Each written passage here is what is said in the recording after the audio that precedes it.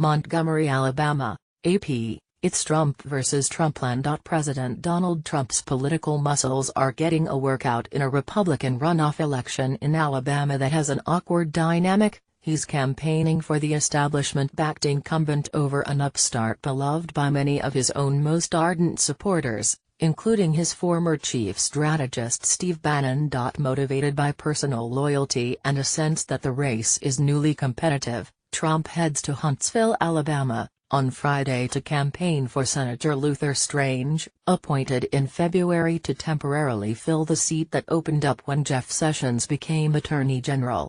The winner of next Tuesday's runoff will be the GOP candidate in a December election to serve out the rest of Sessions' term, ending in January 2021. Strange is locked in a tight race with former Alabama Chief Justice Roy Moore, a jurist known for pushing unsuccessfully for the public display of the Ten Commandments and opposing gay marriage. A super political action committee tied to Senate Majority Leader Mitch McConnell, who favors Strange, has pumped millions of dollars into the race, as Senate Republicans worry that Moore would be a disruptive figure in the chamber, or might even lose to Democrat Doug Jones. Moore led Strange in the first round of GOP voting, but not by enough to avoid the runoff, which could stand as an early test of how much sway Trump has over his political base. Both Strange and Moore have emphasized their support for the president, who is popular in the deep red state. Strange and Moore traded jabs at a Thursday night debate, with Strange stressing that the president supports me and Moore arguing that McConnell and the elite Washington establishment were trying to influence the race.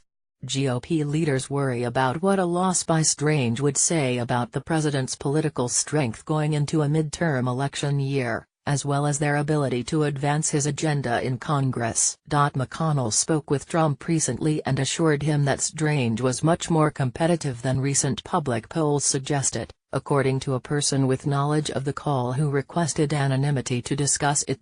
Trump, who endorsed Strange last month, tweeted on Thursday, "Senator Luther Strange has gone up a lot in the polls since I endorsed him a month ago. Now a close runoff.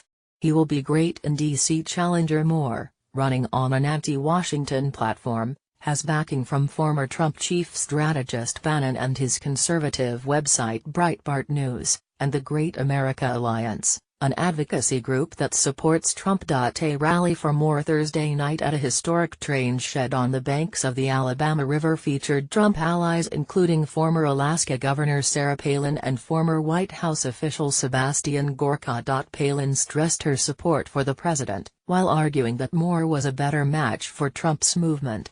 "A vote for Judge Moore isn't a vote against the president. It is a vote for the people's agenda that elected the president," Palin told several hundred cheering supporters. Trump's visit comes after some GOP encouragement.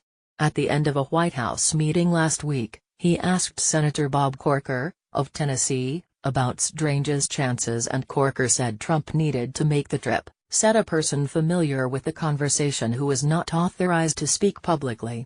Trump then got on the phone with GOP strategist Ward Baker, a Corker and McConnell ally who is working on the race for the Senate Leadership Fund, to talk through the campaign, according to a different person who also requested anonymity to disclose the private conversation. The Washington Post first reported on Corker's involvement.